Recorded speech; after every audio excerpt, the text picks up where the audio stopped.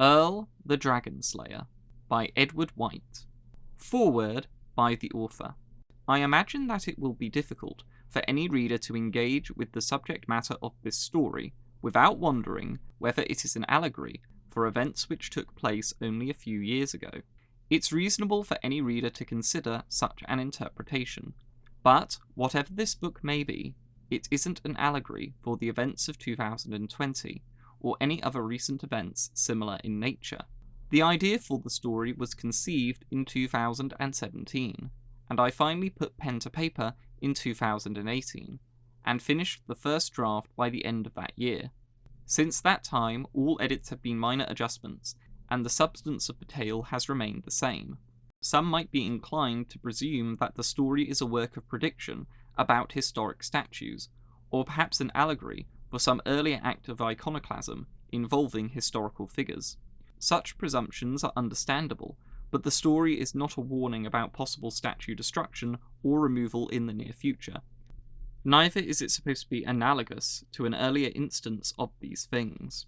Although every writer prefers his work to speak for itself and would rather not commentate on his own stories, I would do well in explaining, while the book includes a statue, it is not about statues. If anyone wishes to know what the story is about, I would suggest that he turn over the page and discover for himself. Quote, "Fairy tales are more than true, not because they tell us dragons exist, but because they tell us dragons can be beaten." End quote. Neil Gaiman.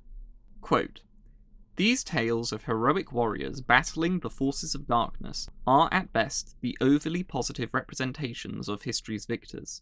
At worst, such stories are complete distortions of historical fact, namely those which include tales of knights slaying dragons.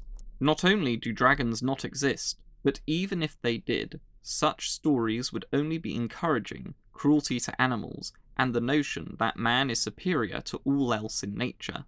Man is, at least, no better than an animal, and is, at most, the vilest of all creatures.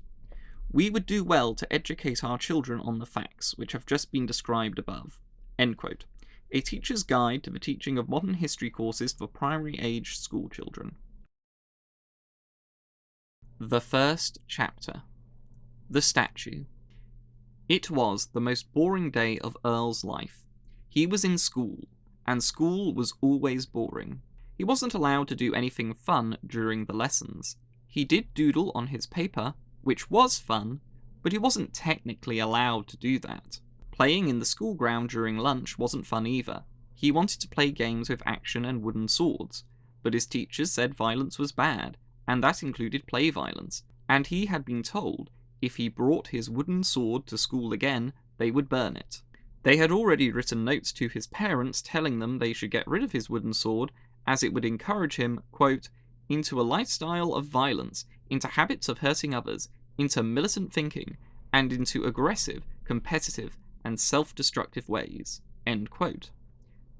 Earl didn't exactly know what militant meant, but he guessed it was a bad thing.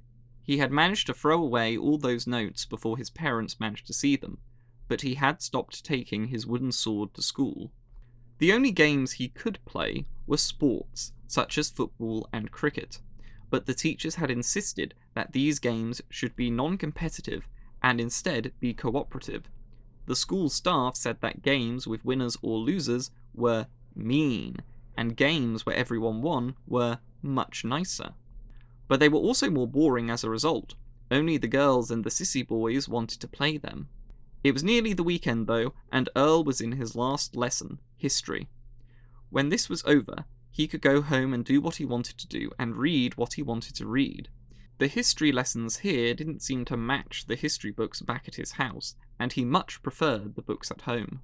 His teacher was talking about one of the biggest battles that had taken place on the continent, the second siege of De Monte's castle, but for some reason, his teacher, Mr. Smidgen, didn't want to talk about the interesting parts of the battle, like how the attackers managed to scale the wall by tricking the small number of defenders, or how when the attackers were about to seize victory, they were attacked in the rear by the relief force. No, Mr. Smidgen was only talking about the effects the battle had on trade relations between the countries involved after the war had ended. Boring.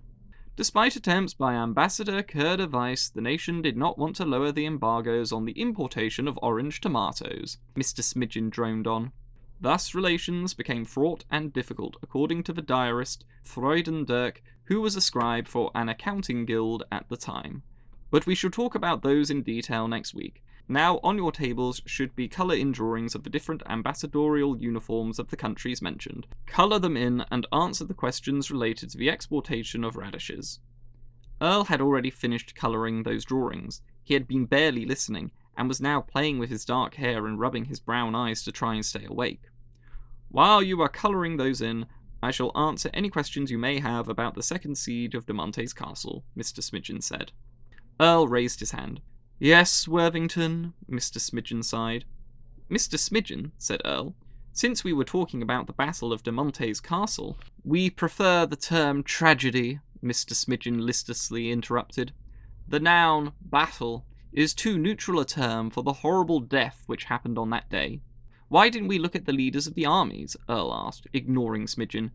I mean, why didn't we talk about how Marquis Jacques de Nichy single-handedly killed 50 men by himself, holding a key gateway into the keep?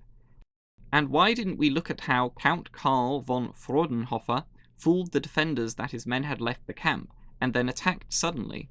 Or how people fled at the sight of Sir Rackington, a man who had killed a dragon? Smidgen sighed again.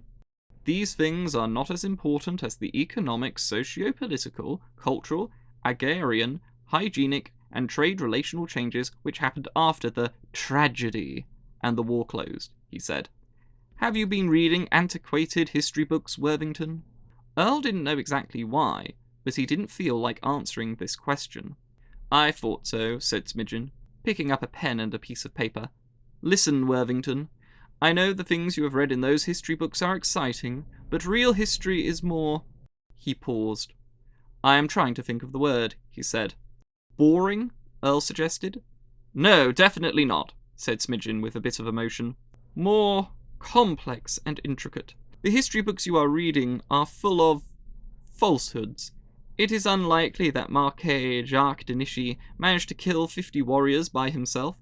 Since he was on the winning side and very few people could write in those days, he probably embellished his achievements in the tragedy to further his political standing. It certainly helped him marry the daughter of King Julianus. As for Count Fraudenhofer, celebrating intelligence which caused tragedy is not good. And as for Sir Rackington, whilst a man of many accomplishments, you should know better, Worthington. Dragons do not exist. With that, Mr. Smidgen clearly decided he'd done enough, and began writing on the piece of paper he had picked up.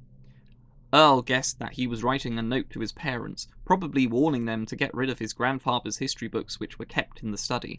Earl decided he'd have to get his hands on this note too before his parents saw it. Earl completed the questions with the least necessary effort, and waited for the school clock to ring 4 o'clock, so he could go home. The clock was only happy to oblige Earl after so long, and soon he was walking out of the school gates and down the paved road of the village. It was a bright sunny day, the kind which appear in April and warm everyone up for summer. And on days like this, the sun brought special attention to the white marble statue in the middle of the paved village square. The statue every villager would pass at least once during the day. It showed a mighty knight wearing full armour, face hidden by his great helm, and in his hands a tall greatsword stabbed into the pedestal below him. The warrior was standing with one foot on the pedestal, but the other was resting on 2 severed, scaly dragon wings. It was a statue Earl had read much about, outside of school. It was a statue commemorating Sir George of Greenley. The book said that Sir George was a formidable warrior in his age, and had come to this village to kill a dragon which had held dominion over the inhabitants and the surrounding land. A fierce battle took place, lasting 2 days and 2 nights, and when dawn broke on the 3rd day, Sir George defeated the dragon. He sliced off its wings and 3 of its 4 limbs, but before he could deliver the death blow, the evil lizard managed to burrow its way deep into the earth, and thus escaped Sir George. Despite not being truly defeated, the dragon did not return, and the village was freed from its tyrannical rule. Sir George went on to accomplish other great deeds, and to embark on other heroic adventures. Before he left the village, however, he told the people that the dragon would return, and when it did, he would also, to kill it once and for all. Thus it was said that Sir George was not dead, but merely sleeping, waiting for the day the village was threatened by its old nemesis once more, and on that day he would awake and finish their battle. Or, at least, that was what had been said. It had been over 300 years since the battle between George and the dragon, open brackets, or the supposed and almost certainly fictitious battle had happened, according to Earl's teachers, close brackets. And no one took the legend seriously anymore. Earl had read some of the history books in his school, and he had observed a clear progression of opinion. From his grandfather's books back home, he saw that historians had taken the legend seriously. Then, from the ones at school, he saw that historians had started to take it less seriously, but had still enjoyed the tale. And then, as the books got newer and newer, they had started to dislike the story, but had admired the statue. But now Earl was noticing in the adults around him a further development. The opinion that the statue was bad. According to modern historians, Sir George represented ideals which were, quote, inappropriate for these enlightened times, end quote, and the statue celebrated those backward ideas. Earl didn't know whether the ideas, or ideologies, as his teachers called them, were bad or not, but to him it seemed clear that the statue was only celebrating Sir George's defeat of the dragon, which had lorded over his ancestors. Nevertheless, the village was considering a vote on whether to demolish the statue. Earl looked at the statue as he always did, while walking back to his house at the end of the street on the edge of the village. He always felt better when he looked at it. Somehow his spirits were always lifted when he saw it, and he felt some inner power stir inside him. He didn't know what caused it precisely. Was it the sword and armour, or the pose of the man who had triumphed over a monster and freed a realm from darkness? Or could it have been just the skill of the sculptor in crafting this image? Could it have been a combination of all of these? Earl did not know. He opened the door to his house. Earl's home was at the end of the village, and next to the large open fields where sheep and cattle were allowed to roam and eat freely. There were no fences or walls, as the sheep and cattle were so tame, one could just call them by name and they would come. At any rate, both the sheep and the cows didn't like to leave the apple orchard which Earl's mother and father tended.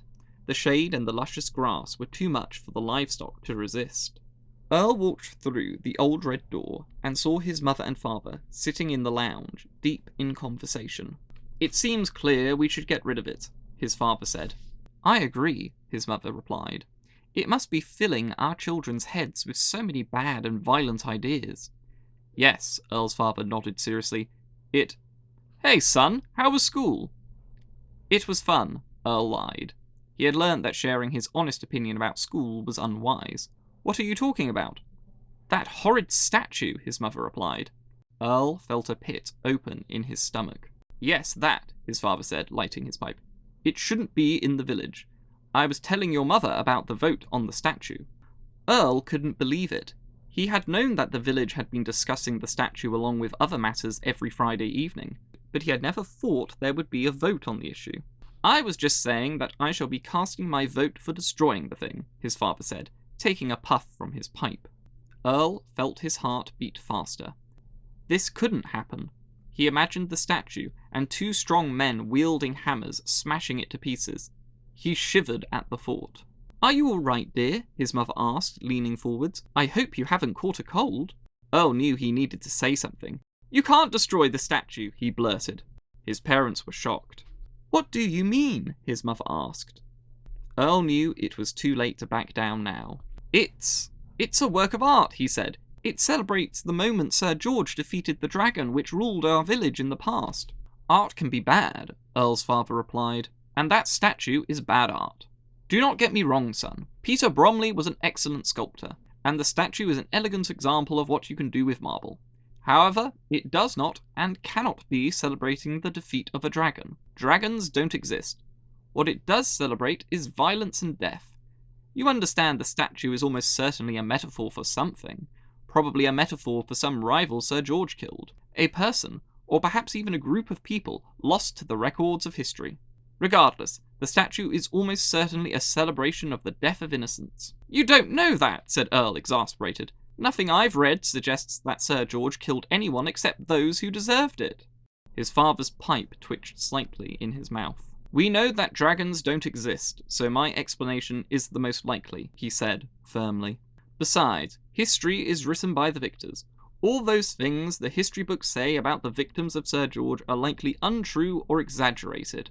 And," his voice got darker, "don't you dare ever say again that anyone or anything deserves to die, because I'll tell you, son, even if dragons were real, I'm sure none of them would deserve death by the sword." Earl opened his mouth, but his father raised his hand. "Now we shall discuss this no further," his father said, leaning back into his seat. "I shall be voting for its removal, and my mind is fixed on that. There is nothing more to be said or added on the subject." Earl's mother nodded approvingly, and said to him, "We know how you feel about the statue and those stories your grandfather used to read to you. May he rest in peace," she said. "But you must understand, we think this is best for us, you, and the village. We're doing this because it is the right thing, not the easy thing." Earl looked at the kind face of his mother and the resolute face of his father before storming out of the lounge. As he left, he heard his father say quietly, but not quietly enough, "Sometimes I wish he was more like his sister." Earl felt his blood boil, and marched to the one place which would make him feel better. His grandfather's old study. The study smelt of musty old books, which Earl had come to appreciate over the years. To Earl it was the smell of wisdom and knowledge, two things he associated with his grandfather. There were 3 wooden bookshelves in the square room, 2 on either side of the fireplace, and 1 on the left wall. Above the fireplace was an old weapons plaque, which had held 2 sabres. Earl had asked his grandfather if they were real, and he explained they were decorative rather than practical. But he told him he'd used one of the weapons to drive off a wolf trying to attack his grandmother. His grandfather had had a book on swordplay, and Earl had read it from cover to cover, and had practiced every day, hoping that one day he would be skilled enough to use the decorative sabres. But the blades were now gone. Some years ago, when Earl was younger, the village had held a vote on whether to dispose of all their weapons, and the result was a unanimous yes. All the weapons had been taken to the smelter, and melted down to produce various things such as candlesticks and farming tools. His grandfather had passed away at this point, and so there was no one to stop his parents taking the sabres to the smelter. Earl moved to one of the most read books on the nearest shelf, The History of Sir George. There were 3 books on Sir George in the study, and Earl had read them all, but this was his favourite, because it contained illustrations of George's adventures. He turned to the pages describing Sir George's encounter with the dragon, and looked at the black and white illustration beside the main text. It showed Sir George bringing his sword in a downward cut towards the wings of the dragon, which was snarling at him with all its fang-like teeth. Earl wondered whether what his father had said had some truth to it. Was this all a metaphor?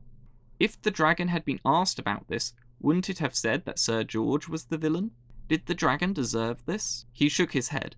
He didn't know what to think anymore, and he didn't know what to trust. In one sentence, his teachers told him not to believe anything he read, but in the next, would tell him to trust the books they gave him. Did he trust his grandfather's books, or did he trust his schools? These questions continued to plague his mind throughout the rest of the day, and he couldn't get rid of them, even when he went outside and started practicing cuts and thrusts with his wooden sword. But there was one thing he was decided on, and there was no changing his mind about it. He didn't want the statue to be destroyed. The second chapter. The Return of the Knight. School ended early. This was nice for 2 reasons. The first was because it meant less school, and the second was because it was a Friday, which meant the weekend was even longer. Earl should have been happier, but his spirit was still low. The statue of Sir George was always on his mind. The vote was 2 days away now, and he knew how all the adults would cast their ballot. He walked up to the statue destined for destruction. Normally, it inspired him, but now it depressed him. The stone knight was strong and resolute, a figure of might and courage. A man who had fought a dragon and won, so that 300 years later, the descendants of those he saved could come and tear down the statue which grateful villagers had erected in his honour. Earl stood still before it. He felt he should say something, apologise to Sir George for what the villagers were going to do to his statue, but he knew this would be silly. Sir George was dead, and his parents and teachers were right. He wasn't sleeping. He was only a man, and would not be coming back. Neither to save his statue, nor to save the village from a returning dragon, if it existed. Earl sighed and moved to walk by it, but stopped upon seeing something move. He turned and looked at the face of the statue. The helmeted head was moving forwards. Wait, no, it wasn't the head itself, but something which looked like the head was coming out of it and moving forwards. Earl stood transfixed by the strange event. It wasn't just a helmet which was moving out of the statue, but the whole armoured body, with the sword as well. This new figure came out of the statue and stood on the edge of the pedestal before jumping onto the ground in front of Earl. Now that the armoured knight was standing in front of him, Earl could better come to grips with what he was seeing. The knight appeared to consist of cloud or white mist. Although there was no wind in the air that day, wisps of white matter were flying and blowing off the warrior into nothing like smoke. There was silence in the square, as Earl stared up at the tall and intimidating wisp of Sir George. Earl was so shocked and stunned by what he was seeing, he didn't even have the mental control to wonder whether he was asleep or not. Finally, the figure spoke. "I have come to fulfill mine oath." His voice was strong, but not loud necessarily. "Heaven hath granted my awakening to aid this land to battle the returning worm. Folk!" he shouted. "Warriors, knights, and soldiers, come hither! Much is there to prepare. Soon the great worm will return." His voice seemed to echo around the village, which was impossible, because there was nowhere for a voice to echo. Earl would have thought anyone within a mile's distance would have heard it. But, as he looked around the village, even though people were chatting to their neighbours and walking about doing various jobs, no one was responding to George's commands. Although George was still wearing his great helm, he seemed to be looking around in confusion. "What is this?" he cried. "Can none heareth my voice?" He looked at Earl. "Lad," he said, "dost thou see and hear me?" Earl could only manage a nod. "Why do these village folks not?" George asked in surprise. Earl swallowed. "I don't know," he said. "What is thy name?" "Earl." "Earl, art thou true in thy words?" asked George seriously. Earl nodded. "Then swiftly," George said. "Find the warriors of the village. Tell them that the worm returns. Every fighter must be ready. Thou shalt be my tongue to thy folk." "We don't have any warriors." Sir George went silent. "Or weapons," Earl added. George bent down, so his helmed head was eye level with Earl. "Dost thou speak true?" he asked. "I swear," said Earl. George did not move. "How can this be?" he finally exclaimed. "I told thy fathers to be ready for the worm's return. Have ye not kept any weapons?" "No," Earl explained. "No one believes you slew a dragon. They think that your whole history is fiction. There is even going to be a vote in 2 days to destroy your statue." Again, George was silent. He turned and looked around at the village, and then back to Earl. "'Tis clear," he said finally. "If thou art the only one who can see me, then thou shalt have to slay the worm." Earl was shocked. He felt his heart rate increase. "Me?" Earl said. "I can't slay a dragon. I'm too young." "There are no others," George said. "'Tis not ideal, but thou shalt do." "But," said Earl, "why can't you do it? You're here now." Sir George sighed. "If but I were able," he said. "Heaven allowed my return hence, yet not to slay the worm, but to find he who shall. My charge is to guide, and I shall be thy guide." Earl felt a panic-stricken sweat break out on his forehead. The knight couldn't be serious. He was too small, too young, and much too inexperienced to be tasked with killing worms and dragons. He needed to find an excuse to escape this responsibility. "You could probably find someone else elsewhere," he said. "Maybe in the next town or village." I must not waste time, George replied. He will be here soon. Thou art this land's last hope. Earl didn't like the idea that he was the village's last hope, because if he was, he knew there wasn't much hope at all. But, he said thinking, I now know you're real, but how do I know the dragon is real? I mean, I can see you, but I've never seen a dragon outside of the history and storybooks. How do I know you're telling the truth about this worm? The knight was dumbfounded by Earl's absurd question. Earl knew it was absurd, but it was the type of question his teachers had taught him to ask when he was reading books, and he was willing to try anything to escape the responsibility of slaying a dragon. Sir George looked at him, long and hard for maybe 10 seconds, before speaking again. Earl, he said, I exist. Thou hast said so thyself. Thusly I shall ask thee a question. For what purpose would men such as myself exist, if worms and dragons were fiction? And why would I be allowed to awaken from my slumber, if there were no threat to be thwarted? Earl tried to think of an answer. He thought he might be able to answer his first question with any number of retorts he had received from Mr. Smidgen, but as to the second, he could not think of any worthy response. He felt his body start to shake. I don't have a sword, he said. What dost thou have? George asked. I have a wooden sword, said Earl. Then take that, George replied, and I will take thee to a place where swords are forged. The third chapter. East Oak Wood. Earl went home with Sir George following behind him. No one was around to see either of them enter the house. Earl collected a knapsack and gathered cheese, bread, and water for the journey. George had told him it would take until the evening for them to arrive at the village on the other side of the forest, where the smith was to be found. After he had packed food and water, Earl went to his room and pulled his wooden sword from under the bed. It was a simple thing he had made himself. He wasn't sure what use it would be on the journey, but Sir George had told him to take it. Earl's house was on the east side of the village. Beyond the orchard and the fields where the cattle roamed was the forest. East Oak Wood, or just East Oak to the villagers. He had been told it was mostly a forest of oak trees, but Earl had never been allowed inside the wood itself.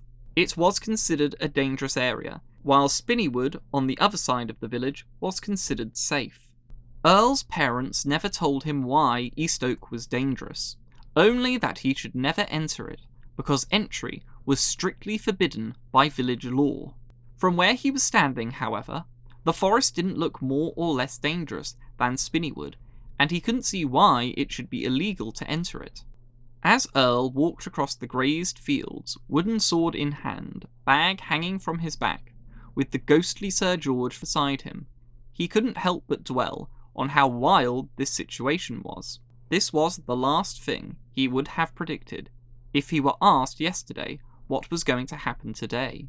The events unfolding currently were surreal, but he had already pinched himself enough times to know he wasn't dreaming. He had ceased being frightened, however. His fright had turned into excitement. For the moment, he could forget that he was supposed to kill an ancient worm upon his return to the village, and instead enjoy the journey. He was eager to see the inside of East Oak, and to find this forge to acquire an actual sword. It had been years since he had seen a real weapon. If George could detect Earl's excitement, he didn't say anything. What is this forge, and who is the blacksmith? Earl asked, as they drew closer to the trees. It is in a village, and the blacksmith is an old friend, said George. I shall tell thee more when we get there. For the moment, keep an eye for danger. If thou hast spoken true, then there may be danger within these trees. Earl nodded, and gripped his wooden sword tighter. What could be in the woods, he wondered? Bears? Wolves? Other dragons? His parents and neighbours had never been specific. Although, if what his grandfather had said was true about the wolf who attacked his grandmother, then canine beasts probably dwelt within the woods. If any wolves appear, I'll climb a tree, Earl thought to himself, and if they try climbing up, I'll poke them in the eye with my sword. He played several scenarios involving the appearance of wolves in his mind, creating plans to deal with every possible predicament. His thoughts were interrupted, however, upon entering East Oak properly. True to its name, the forest was comprised of ancient large oaks. Their branches stretched far and wide, and created a canopy which almost completely hid the sky. However, the canopy did not block the sun, but instead filtered the light through its leaves, tinting it a light green. The ground beneath the trees was covered with luscious grass that had never seen grazing animals. Beautiful flowers flourished in the sunlight, and large mushrooms, along with thick moss, covered fallen branches and tree trunks. Birds sang sweetly in the branches above, while butterflies, bees, and insects buzzed and hummed around and above the flowers. East Oak was more than pretty. It was beautiful, and it was more than mesmerizing. It was captivating. The memory of Spinnywood with its small trees, lonely flowers, and crushed plant life vanished from Earl's mind. He realized that until now he had never entered a forest or wood before in his life, and he now knew what he had missed for years. He stood spellbound for some seconds, scanning the woods around him, soaking in the environment, its sounds, its colours, and its shapes. He slowly moved forwards, still captivated by the beauty. No, beauty didn't capture East Oak's magnificence. Exquisiteness was probably the more apt word. But in truth, Earl couldn't find any one word or list of words which could describe the scene and ambience around him. "Do you know any words to describe this?" he asked Sir George. George looked at him, and then at the wood around them. "Some things cannot be expressed with words alone," he said, finally. Earl noticed a dirt path as he walked further through the grass. It was small, and twisted and wound its way through the grass and between the trees. Maybe it was a route used by rabbits. He didn't know. It looked big enough for him, though. "That is the path thou must follow," said Sir George, pointing. Earl walked onto the path. He didn't know whether it was the fact he was on a quest, or because he was in an enchanting forest, or a mixture of these things, but, stepping onto the path, he felt his excitement change into what he could only imagine was joy. He giggled, then he chuckled, and then he began running up the path, laughing all the way. He ran, following the path through patches of red mushrooms, past trees and over fallen oaks, deeper and deeper into the wood. Normally, this kind of running would have made Earl tired. He couldn't seem to gather energy to run home from school, even though it was maybe only 5 stone throws away. But here, it was as if he were drawing from an unlimited pool of liveliness. On and on he ran, his legs strangely enjoying the exertion. How long he might have kept running, I do not know.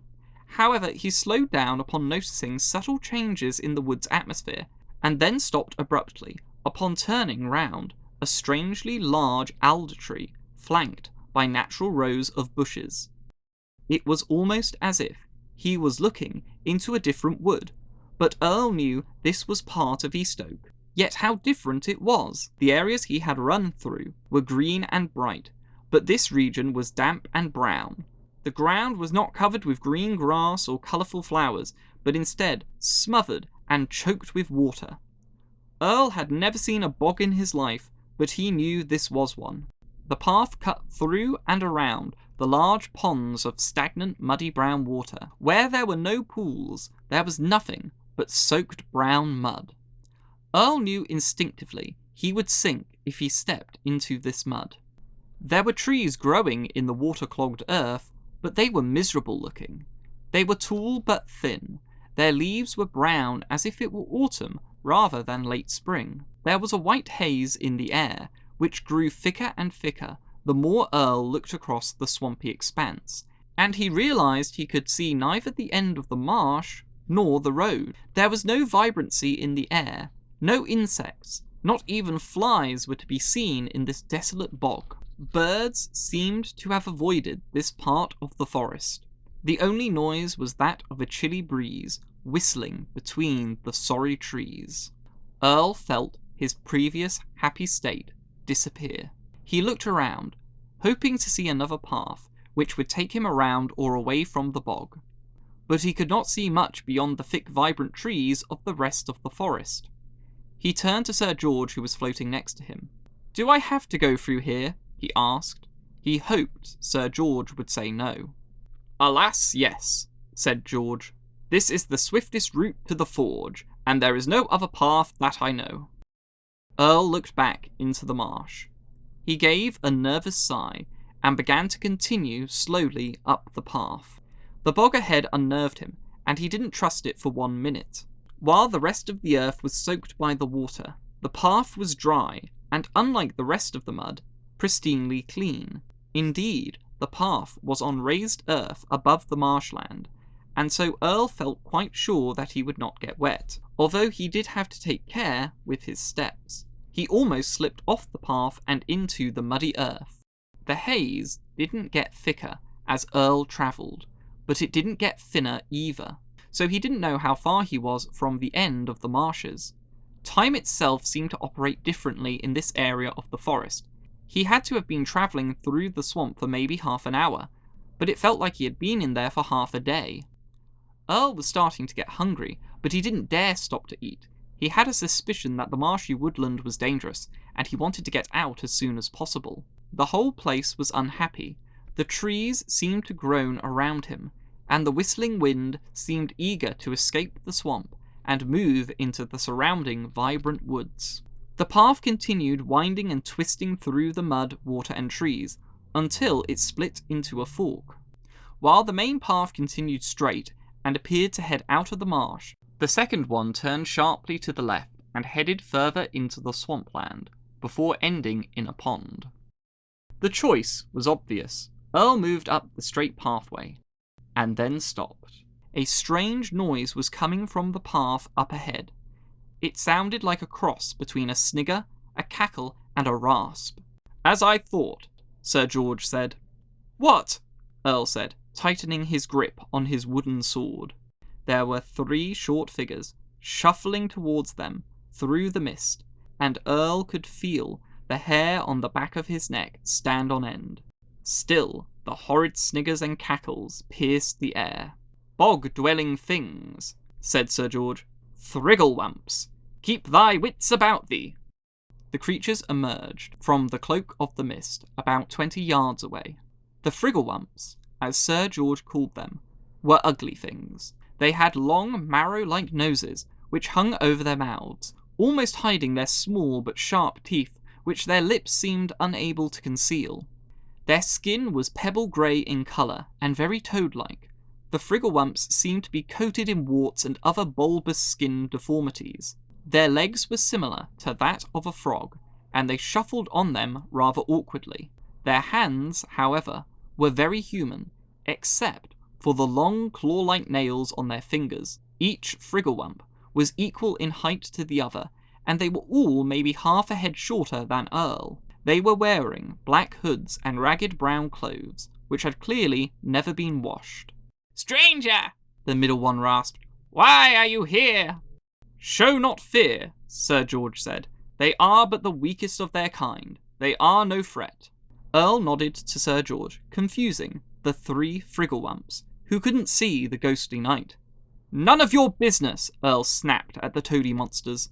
The Thrigglewumps shuffled back a little, obviously taken aback by his response. Earl felt most confident all of a sudden. Then the middle swamp dweller spoke again. "That may be true, man-child," he said, "but none go through these woods without paying homage to the Marsh Queen. What gifts have you brought?" "Give them naught," Sir George advised. "These foul things will take thy generosity for gullibility, and think thee weak." Earl heeded the old knight's words. "I haven't brought her anything, and I'm not going to give you anything," he said. Again, the Thrigglewumps shuffled back, and their faces made that expression everyone makes when their plans do not go accordingly. Earl felt affirmed and powerful. He had never seen anyone treat him with such fear and respect. Then the expression on their faces changed to that of one who has been insulted. "In that case," said the one on the left with a high, shaky voice, "we shall give you to the Marsh Queen as a gift." Then they all began hopping towards him rather like frogs, and Earl took a step back. "Do not retreat," Sir George commanded. "They are cowardly wretches, and shall not fight hard. Ready thy stick, and strike whoever comes close." Earl pointed his wooden sword at the Frigglewumps, hopping towards him, but they did not stop. In fact, they didn't seem the least bit frightened. Their movements were a blur to Earl's eyes, and so he could not focus on their bodies particularly well, but one aspect of the Frigglewumps caught his attention. He hadn't noticed them while they were standing still, but he could see them now. Their eyes. Their eyes were bright orange, and contained nothing but small black pupils, which were filled with an awful eagerness. After seeing those battle-hungry eyes, Earl's courage failed him. He turned and began to run back up the pathway he had come. "No!" Sir George cried. Earl heard the Frigglewumps laugh behind him. "See! See!" one of them shrieked. "He is no fighter! Get him! Get him!" Laughter erupted around the marsh, bouncing off the trees and the ponds in such a way that it was impossible for Earl to be sure where the cackles were coming from. Then a dozen or so Frigglewumps jumped on either side of the path he was running on and attacked him. They were half the size of the 3 Frigglewumps who had blocked his path, but what they lacked in strength they made up for in pluck and number. They punched him with their little arms and kicked him with their larger frog legs. They couldn't reach his head, but it didn't matter because Earl's whole body was jostled around in such a manner that he couldn't make heads or tails of anything. The individual Frigglewumps seemed to blend into one horrifying swarm of amalgamated faces and one continuous stream of horrendous cackles. The blows seemed endless, and the whole experience was similar to being in the sea and pounded by small but never-ceasing waves. Earl cried in terror and began swinging his wooden sword around him to knock the Frigglewumps out of his way so he could continue running down the path. Techniques he had been copying from his grandfather's book on swordplay were thrown out of the window, and he swung wildly. He didn't know how many he was hitting or where he was hitting them, but he could feel his sword splintering from the impacts. Then one of the Frigglewumps grabbed the sword as he positioned it for a downward strike and wrenched it out of his hand. This ruined Earl's balance, and one of the Frigglewumps took advantage and kicked him in the stomach. He fell to the ground, and next thing he knew, the creatures were tying him with coarse rope.